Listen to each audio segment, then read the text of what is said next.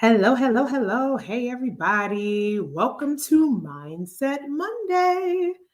It is Monday, my favorite day of the week, and I'm so happy that I am here in front of you guys today. As usual, I'm going to give you guys a few moments to roll on in. If you're catching the broadcast this early, you're probably catching the replay, so make sure you stick around, share the video, listen to it, comment. I will comment back after it is over. But welcome to Mindset Monday, guys. Get on in here and have a seat as we get started today. As usual, I'm going to give a couple of minutes for us to go ahead and get started and give people time to come on in. So bear with me. And as you come on in the room, make sure you say hey to me so I can see you. Make sure you drop it in the comments because, like I said, I'm using a new platform. So I don't get to see it as quickly as I would if I was on like Facebook directly. So guys, make sure you shout me a holler as you come on in the room on this fabulous Monday. Welcome in, guys. Welcome to Mindset Monday. If you missed the title of this Mindset Monday today, it is called How Do You Know Enough is Enough? I love this topic. I will share with you guys where this topic came from. But yeah, I absolutely love this topic. I love the question. So I am excited to bring it to you today. So again, just come on in and get settled in. Again, you guys know if it's one thing that I believe in, it's timeliness. So I don't care who's in here by 8:05. I'm going to say what needs to be said. And I'm going to go ahead and get on into it. So again, as you come on in, say hey to me. Don't be shy. Make sure you share the video and show me some love as you come on in here, guys. So, yeah. We don't have little Jackson running around this time. Jackson is in the bed today. In the bed. So he is not running around today. I know he did a little surprise appearance last Monday. Listen, he was like, you down here talking and I need to be a part of the show. So I'm coming down and I'm going to say hi. So, yeah, but no, we don't have Jackson with us today. He is in the bed for real this time. Guys, he got a big boy bed this week. So he has been thoroughly enjoying his space, his newfound space. So, yeah. Come on in, say hello. Make sure you say hey to me in the comments. I see I got people watching, but I don't know who. So if I haven't shouted you out yet, make sure you say hey to me in the comments so I can. Welcome to Mindset Monday, guys. It's a great day to have a great day. How was your day? How have you guys been doing today? Oh, hey, Mom. Hey. Thank you so much for sharing. I appreciate that. I always love the support. Guys, come on in. How do you know enough is enough? Let's talk about it on this Mindset Monday. Let's talk about it. Again, I'm giving us about 60 more seconds to come on in the room and get acquainted. If it's one thing I believe in, it's timeliness, baby. So in the next 60 seconds, we are going to go ahead and get started. So get comfortable. Share the live with someone who you think might benefit from this topic. But yeah, we're talking about how do you know enough is enough? When do you know that you've hit that threshold? When do you know that, we are absolutely done? When do we know that? How do you know enough is enough? Sharonda, hey girl. Hey. Thanks for joining. Hello, my love. All right. So let's go ahead and get it started. So it is 8:05. So let's do this thing, right? So tonight's topic, how do you know enough is enough? So where this topic came from. So as you guys know, and some of you may not know, you know what? Let me kind of back up before I get to talking. I'm going to just do a quick introduction of myself, guys. My name is Nicole. If you don't already know, I have been a mentor, speaker, motivator for going on about 19 years here. I have started what's called Mindset Mondays as a way for us to connect with one another, have real dialogue that can actually help you with everything in your life revolving your self-esteem. So I am big on self-empowerment. I am big on women's empowerment. I am big on making sure when you walk away, that you feel better than when we first greeted one another. Like when it comes to my life's passion, it's definitely helping people feel good about themselves, helping people find their passion. So that is really what Mindset Monday is about. I just want to help people. Again, that's my life's work. So that's what I do. That's an extension of Mindset Monday. So with Mindset Monday, there is a topic that comes up every week. Sometimes I'll let you know. Sometimes I won't let you know what the topic is, and you just got to join me. But I usually will let you know what the topic is on Mindset Monday, and we can have a conversation. So the way that this platform works, guys, it's not scripted. Yes, I do have notes, but it's not scripted or anything. So we can have real talk, real conversation. Just comment right there in the comments so I can see you and we can talk back and forth. So that's what this is, a conversation about life, conversation about how we can all become better, and we can become and when I say better, become the person that you want to be, not what somebody else wants you to be, not the expectation that somebody else has for you, but the expectation that you have for yourself, that ultimate one that you know you can reach. So that's kind of the story behind Mindset Mondays. So here we go. All right. So today's topic, how do you know enough is enough? This came from one of my mentees. So in my mentoring program for teen girls, what we do at the end of every session, we have like girl talk, okay? And what we do is, especially when we were in person, like prior to COVID, right?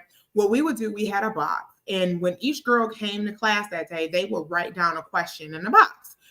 They don't write their name on it. It's always anonymous. And they put their name in the box. So the last hour, we take time and we go through the questions as mentors and we answer these questions. Well, this particular Saturday, a girl put a question in a box and she literally asked me, how do you know when enough is enough? And out of all the years, and this was a while ago, so this was probably about maybe going on now at least 5 to 6 years ago. But this question has always stuck with me because I was thinking to myself, what teenager, like what are you going through where you have to ask me this question? What limit have you reached? What brink are you upon where you are asking, how do you know enough is enough? And I really loved her question because one, she was brave enough to ask it. Number two, she was going through something and she needed that question answered. But three, as this teenager was asking this question, I'm like, that's a deep one because it's a question that adults even have. So that's one of the reasons why I love just working with teenagers, because the world has not completely tapped in and like tainted their views yet, right? They still have a sense of innocence on them. So to be able to have that conversation while they're in that bridge is just amazing. So anyway, I'm bringing this topic to you just because I thought that it was interesting, and I figured that we could kind of get into it. So when I thought about this question, and even when I pulled it that day, I was like, how do you know enough is enough? You instantly think about, well, I instantly thought about a relationship, right? So I'm like, ooh, when you think about how do you know enough is enough, you think about like the relationships you have, maybe with a mate, or the relationship you have with other people, your job, different situations. Like that's what you like initially think about when you think like enough is enough. It also makes me think about Michael Jackson's story, The American Dream. So we all know Joe used to beat them kids, okay? But in the movie, there is a scene where Michael and all of them left their towels out on the pool, and then Joe came home, and it was like late in the middle of the night. The kids are all in the bed. Catherine is still up, but he goes running through the house, screaming everybody's name, Michael, Joseph, like just screaming everybody's name, trying to wake up the house because these doggone towels these kids don't left by the pool. And this is when Catherine, Angela Bassett, comes in and she's like Joseph, what you gonna do? You gonna beat the kids? Like they teenagers now. And she's just like, she was done. She was just like, go to bed, Joseph, go to bed. That is my part, okay? Because she put Joseph all the way together. Like, Boy, don't be coming up in here raising all types of hell in the middle of the night because you done walked in late over a wet towel by the pool. Please and thank you. Have a seat, right? So Catherine was done. She was like over it, right? So when I think about enough is enough, I think about like those moments where it's like, you're taking me up to here, we're done. The other thing where I think about enough is like a job, right? You go into this job every day.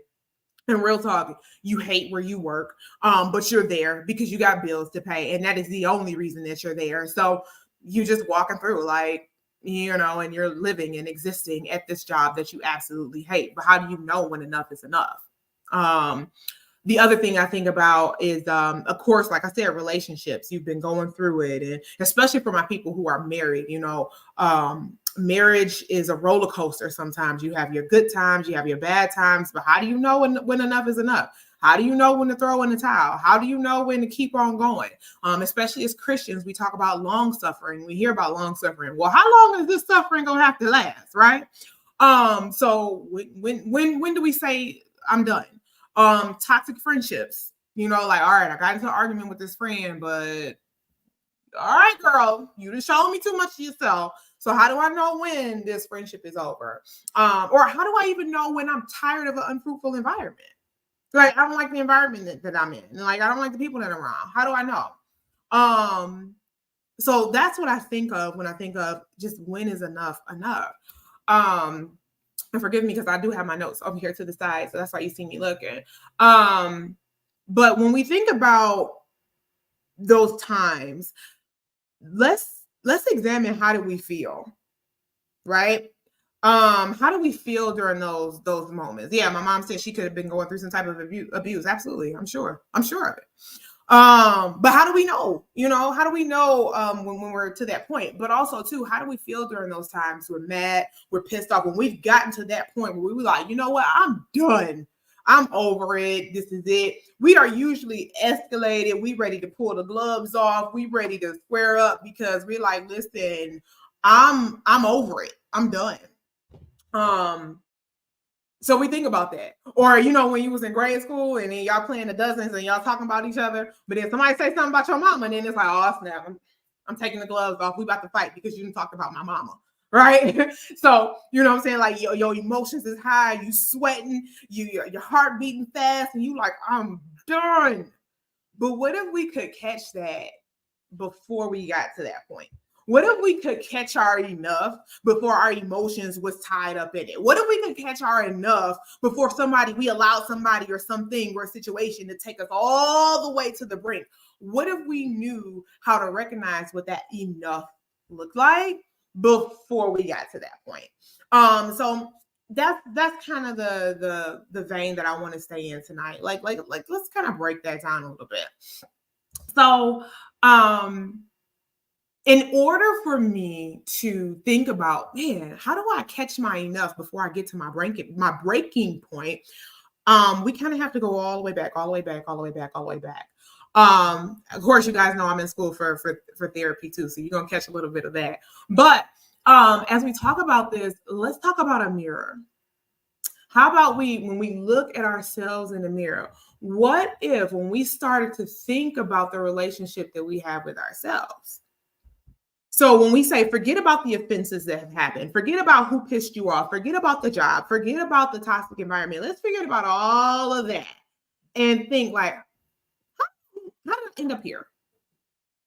How do I end up in that point of self-doubt? How did I get here? How did I end up to this point where I am just like, you know what? Enough is enough.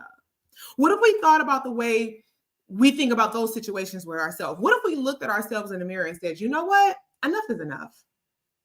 Enough is enough. Like if we were really honest with ourselves and say, you know what? It's enough. It's time out for self-doubt. It's time out for self-sabotage.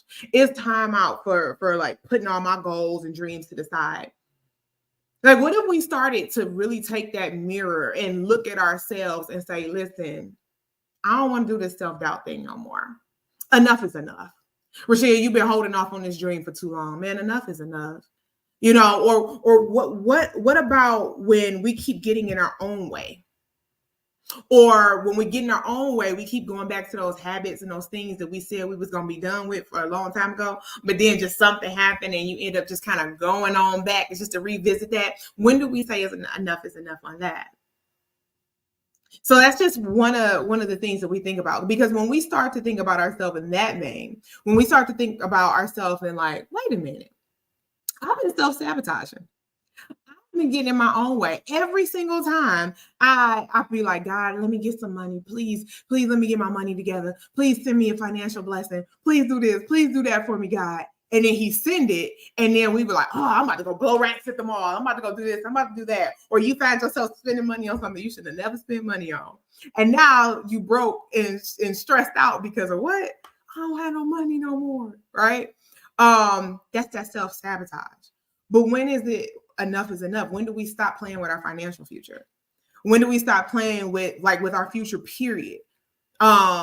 When do we start to face that inner child within who feels that they don't deserve a certain thing, when you know you actuality you do?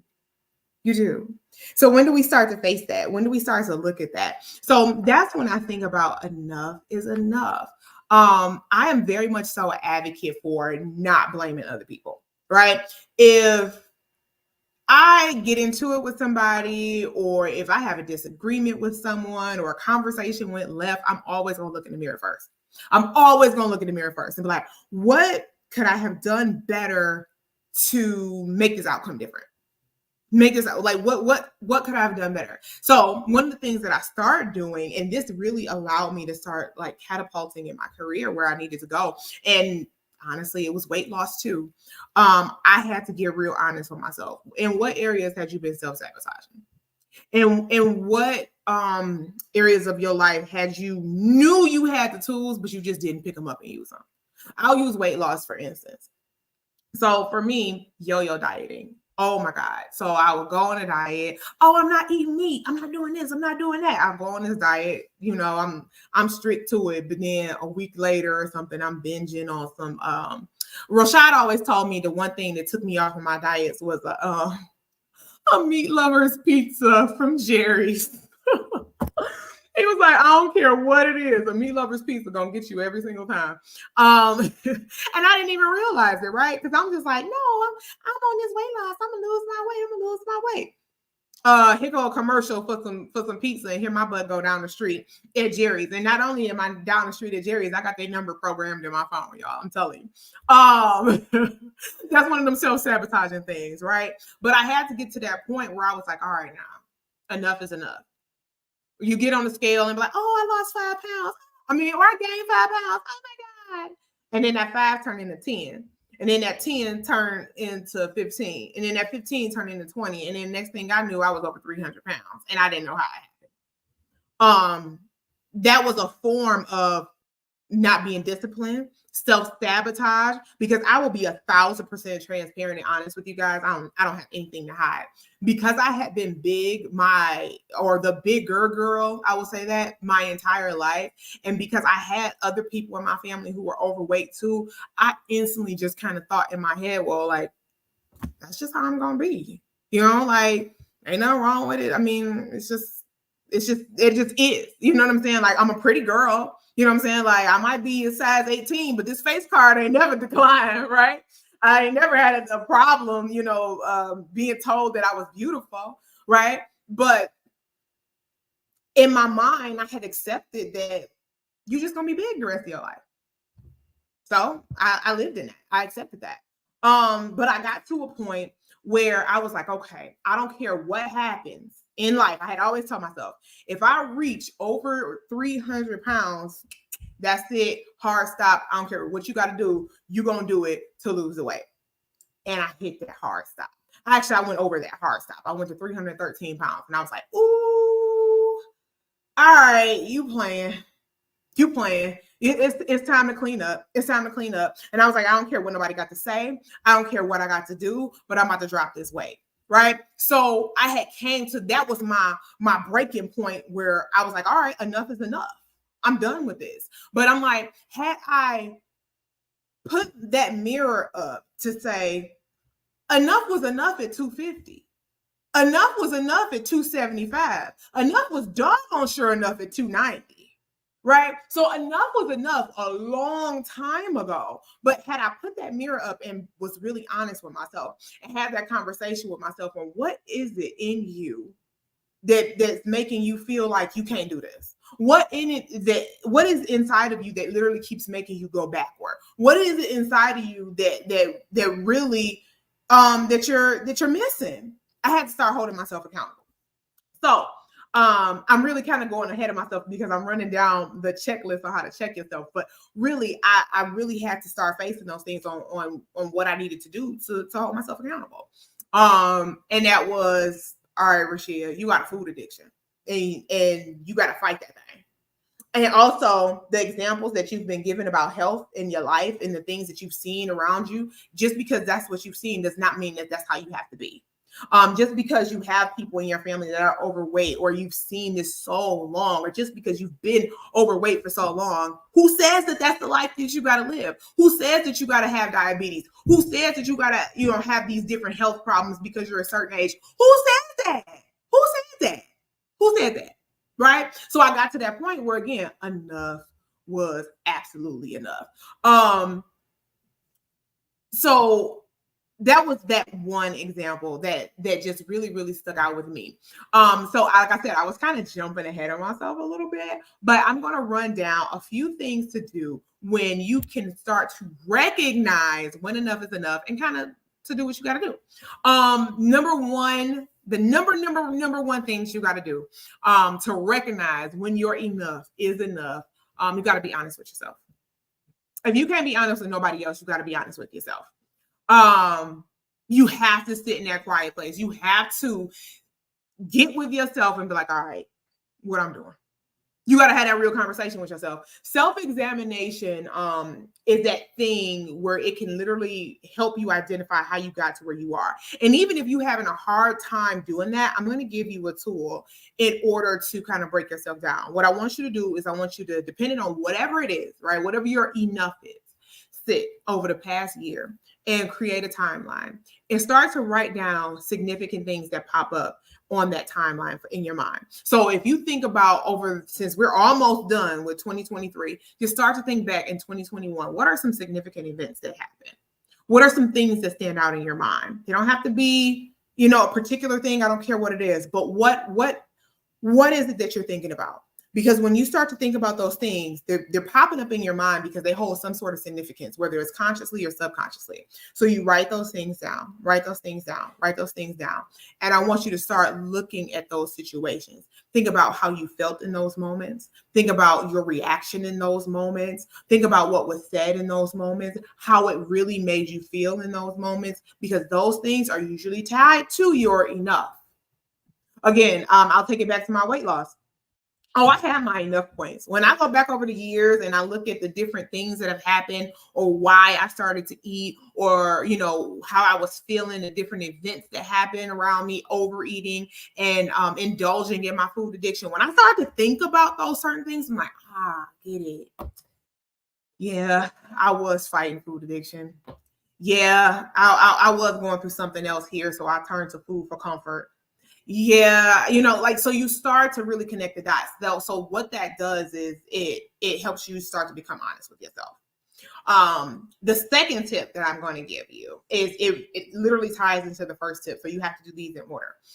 So the first tip, be honest with yourself. Because if you can't be honest with nobody, you got to be honest with yourself. Number two, ask yourself this. As you look at this timeline, have I held myself accountable? Ask yourself that question. And there's an easy way to answer the question. It's a yes or no question. Have I held myself accountable on my enough? Okay. Have I held myself accountable to say, you know what?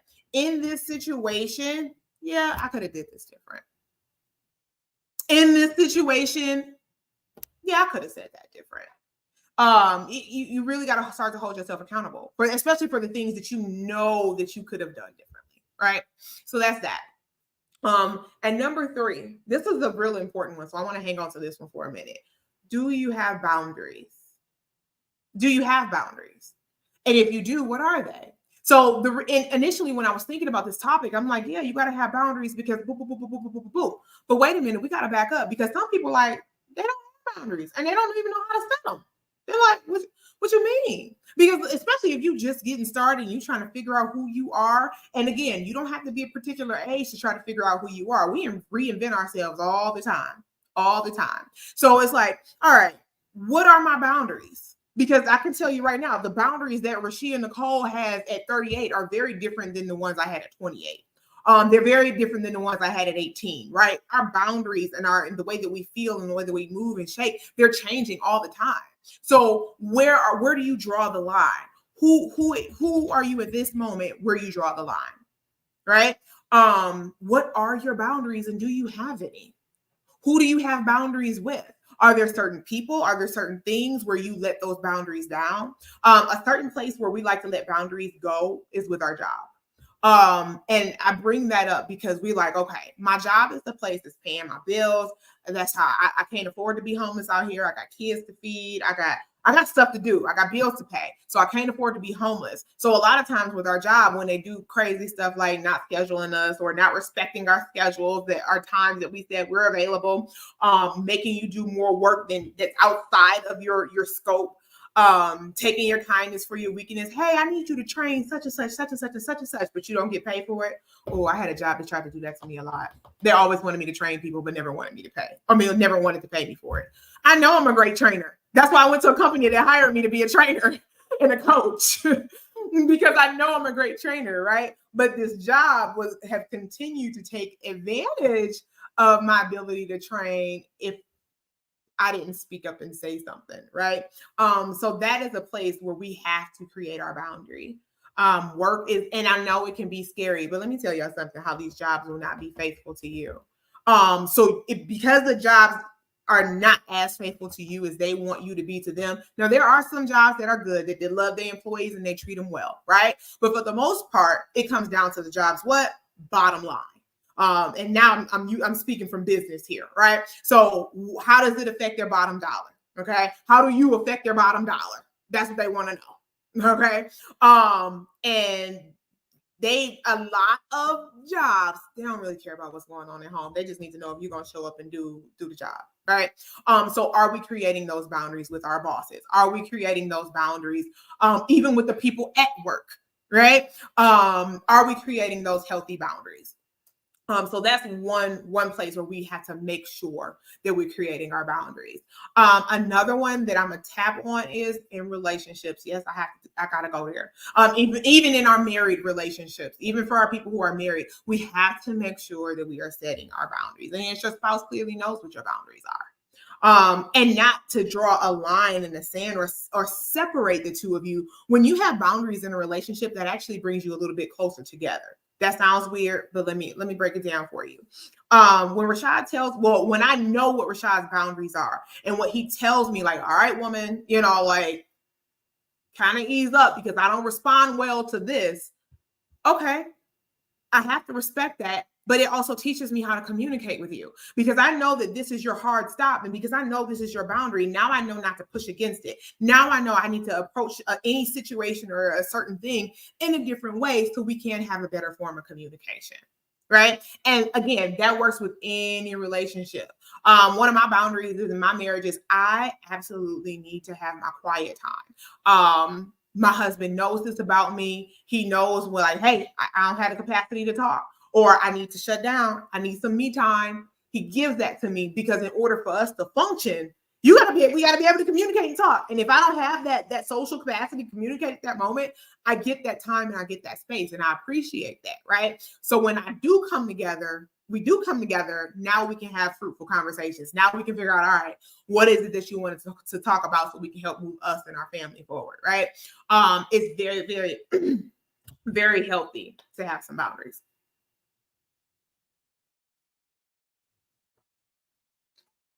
Having boundaries with not only our spouses, but our family members as well. There is, I don't know, I have personally seen where sometimes people think, oh, because we family, I can say whatever I want to you. Or because we're family, I don't have to I can say whatever, and you just get it just because we're family.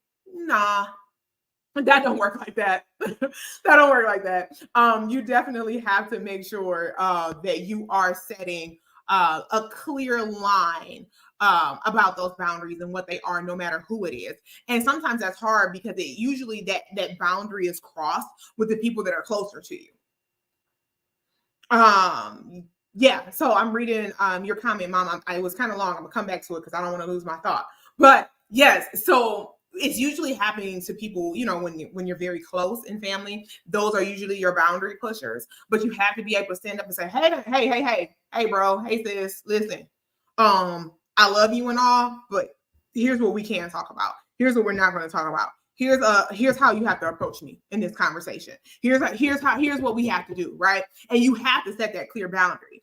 Again, yes, this is all coming back around to how do you know your enough is enough? Because when we set those clear boundaries for people, now they know that, all right, this might push this person, right? So you're avoiding getting to that point where you're all mad, frustrated, stressed out, stressed and depressed because somebody done pushed you to your limits. When you start to set those boundaries, then they can't push you to your limit because you've already set up the boundary of, hey, this is how I need you to communicate with me. This is what I allow. This is what I do not allow. Mom says, I think we ought to get to the point where we face enough being enough, and we have to look inside of ourselves for the gifts that God has placed inside of us to work in life towards the situation. Okay, I can agree with that. I can agree with that. I can agree with that. But yeah, so definitely so. Another area that I think we have to start to set boundaries with, and mamas and parents, I know this one it might be a tough one, but this is with our children too. We love our babies, right? We absolutely love our babies.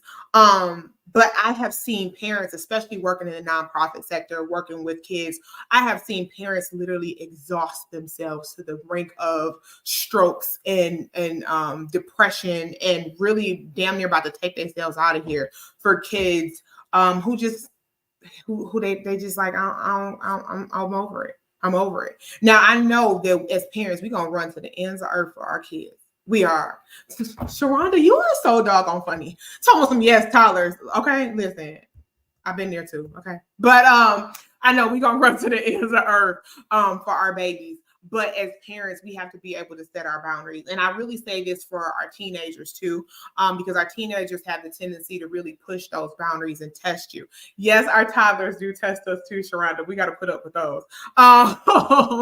We gotta put up with those. But really, when it comes to working with those teenagers, sometimes we got to be like, listen, I done did it. I done did what I needed to do, baby. You got to make a choice, because our teenagers are very much so capable of making the choice. But we just got to help guide them to it. Now, baby, you going to do this or you going to do this. I'm going to give you your options. And here's what's going to happen with these options. What are we choosing? Right? We have to set the boundaries with these kids. We cannot let our kids run over us and run us into a grave. We can't. And your children have to know what your boundaries are too. Another thing when it comes to boundaries are, we can't wait till these kids are 15, 16, 17 years old to start setting them. So I love the fact that Sharonda brought up toddlers, because we got to start setting those boundaries when they little. Like, hey, this is what you can and can't do, kid. For instance, y'all know I talk about Jackson all the time. My baby, he loves hugs and kisses from mommy, right? But he also loves to sit on mommy's head and jump all over me and do these things, right?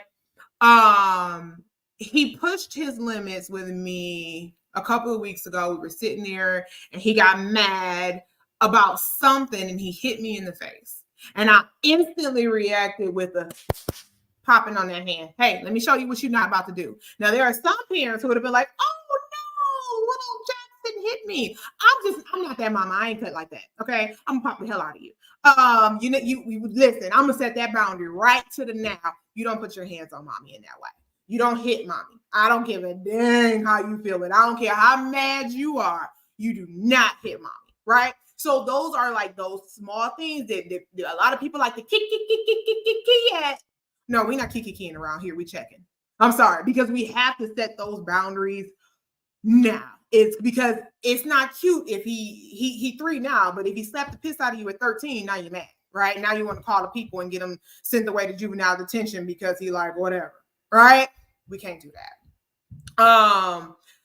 Lena's talking about, so what if you're married to Marlena and you can't get away? Oh my God. What boundaries do you set?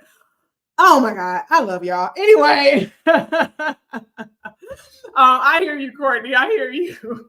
But no, like for real, we got to set our boundaries with our teenagers, for real. And with our children. We have to set that early on so they know what they can do, what they cannot do. You can test a whole bunch of people. You better take that spelling test, but don't take this mommy test because you're gonna fail it every time.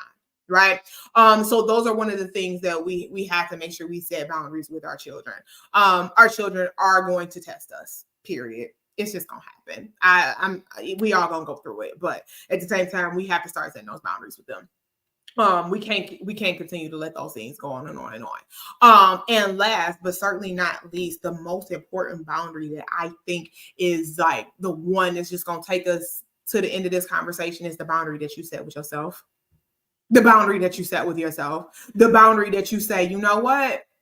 Okay, I'm not doing this no more. This is the last time that I let somebody take advantage of me in this situation. I'm tired of giving until my cup is empty and I don't have nothing to give no more. Okay, I got to set this boundary with myself because if I don't have enough left in me, then who the heck? How am I pour to anybody? I ain't gonna have nothing to pour to these kids. I ain't gonna have nothing to pour to this job because wait a minute, I keep pouring and pouring and pouring and pouring and pouring. Right? We can't keep pouring and pouring and pouring and until we leave ourselves on E. You gotta set the boundary with yourself because, like I said, we are the people that show people how to treat us, but how we treating ourselves. So if somebody else see you running around here ragged and running on empty, then guess what? They're gonna ching, they're gonna cash in and run you too. So you are empty because you allow for yourself to run on empty. So of course they can take an advantage and allow for them to run you on empty. We got to start taking advantage and putting that boundary with ourselves.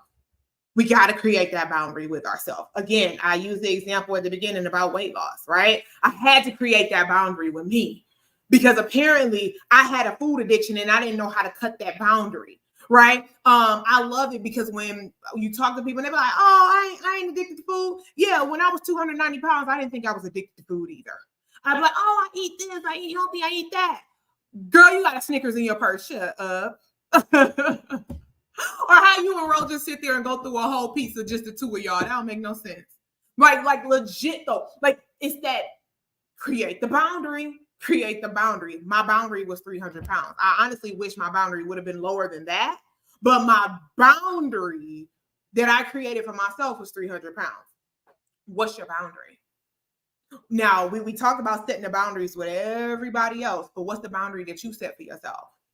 Because people are watching you and they're watching what that boundary looks like for you. Even if you haven't set it, people looking at the way you live in, the way you act, and the way how you're talking, how you walk, and how you're interacting with people. What are your vices? What are the things that you are going to say? Hard stop. I ain't doing it. The benefits of creating that boundary for yourself. Number one is self-preservation. Creating that boundary within yourself, that's that one thing that's going to keep you from being stressed and depressed. All right. Again, when you draw that line for you, forget everybody else. When you draw that line for you, then there's no way in hell somebody else going to cross it. So if you have a rule for yourself, you think you're going to let somebody else come in and cross it? That's just like saying, all right, when I walk in my house, I automatically take off my shoes because I don't want to track whatever dirt, germs, whatever outside is on the inside. But then that's just like letting a complete stranger come in your house and not kick off their shoes. It's like, hold on. You saw the sign at the door. I need you to kick them boys on off. Take them off, right?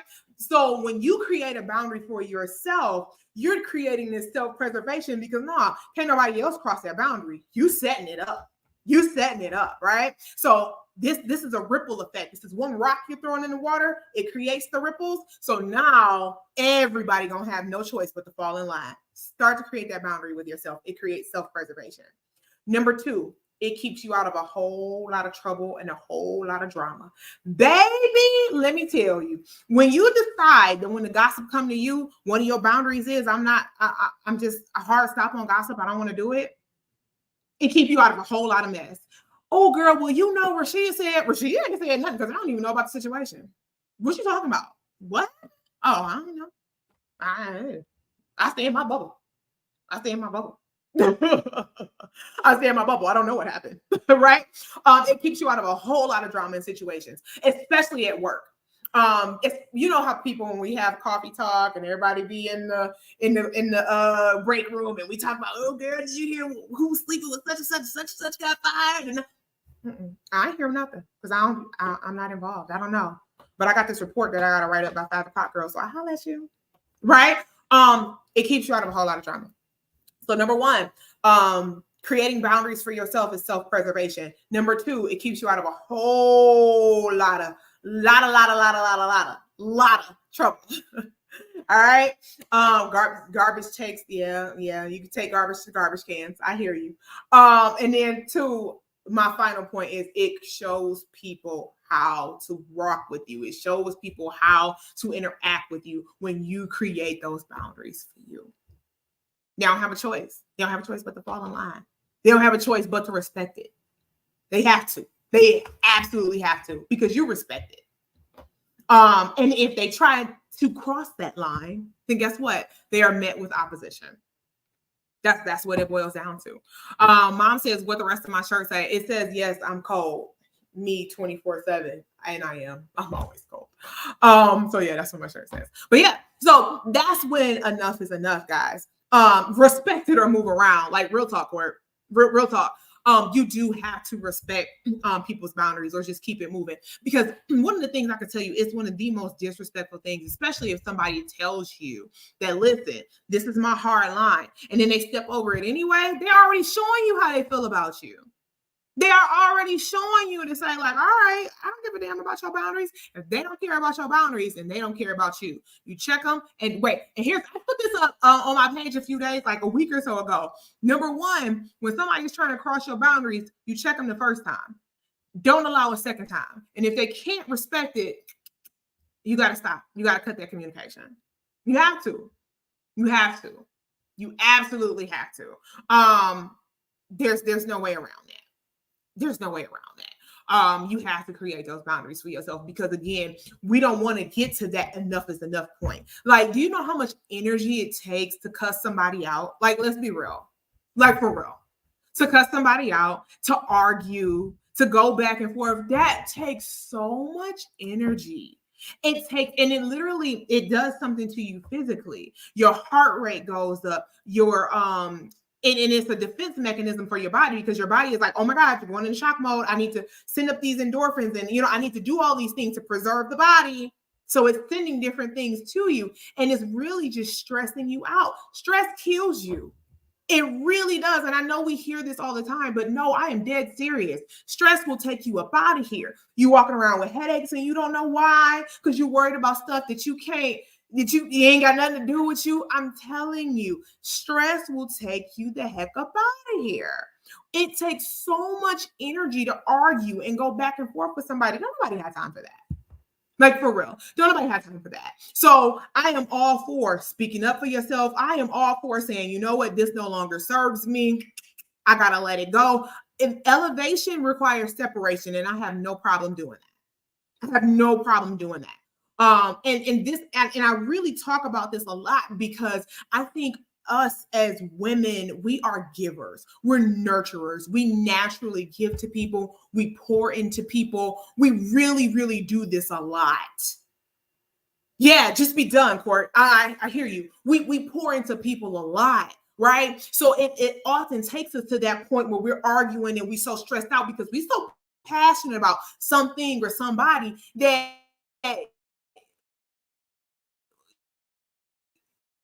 it just takes us there. Man, we got to stop doing that. We have to stop people to take us limit. Because when you are to your limit, guess what? Everything just explodes. When something is to its limit, you're to the brim, you're about to fall off the edge. Come on now. We don't need to fall off the edge. We got to take care of ourselves. I'm all for seeing us grow. I'm all for seeing us live happily, live healthily, like live healthy, and seriously living your best life. This is a term that we hear from a lot of people, like, live your best life, girl. Do this, do that. No, I mean that. I mean that. I really mean that. The peace that comes with living your best life, the peace that comes with not arguing with nobody, the peace that comes with knowing your boundaries, that's unmatched. That can, like, legit is unmatched. The peace that comes with that. And that peace also comes with your self-esteem. Oh my God. Your self-esteem, when you get that peace, your self-efficacy goes through the roof, because you like, dang, I do deserve this quiet. I do deserve to feel this happiness. I do deserve this. What the heck was I doing that happy before? This feels good. Because you're going to be like, wait. And when you start to feel that, you will fight tooth and nail to keep it. You will do whatever you need to do to keep it. You'll never let it go. Never let it go. So that's my mindset Monday today. I really had to touch on, when do you know enough is enough? Because we got to stop letting people take us to our limits. We got to stop, filling other people's cups and letting ours go empty. We have to notice when enough is enough. And the most important thing, we got to hold ourselves accountable, and we have to start setting those boundaries for ourselves. If we don't set boundaries for ourselves, baby, we're going to allow any and everything to happen. And we can't allow that to happen. That ain't cool.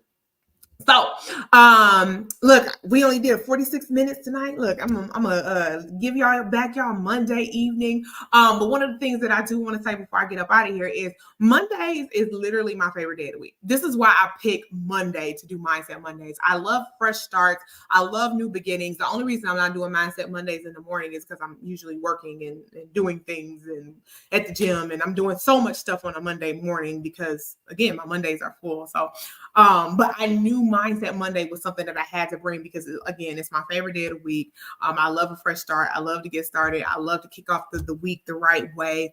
I absolutely love Mondays, and I wanted to bring something to you guys on a Monday that could really sit with you the rest of the week, that could really help set the tone for the rest of your week and really get you going. So that's that. A couple of announcements that I have. I'm big on saying thank you. Goals, Grind, Gratitude. It is a 90-day tool that teaches you the benefits of saying thank you. And the tools, it teaches you how to give gratitude so you have more reasons to give gratitude, right? When you say thank you, you never know what's on the other side of that.